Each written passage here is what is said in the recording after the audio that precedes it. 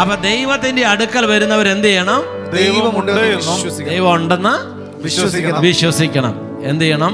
ദൈവം ഉണ്ട് എന്ന് വിശ്വസിക്കണം. രണ്ടാമത്തെ കാര്യം, തന്നെ അന്വേഷിക്കുന്നവർക്ക് പ്രതിഫലം കൊടുക്കുന്നു എന്നും വിശ്വസിക്കേണ്ടതല്ലോ. തന്റെ അടുക്കൽ വരുന്നവർക്ക് പ്രതിഫലം കൊടുക്കുന്നു എന്നും വിശ്വസിക്കേണ്ടതല്ലോ.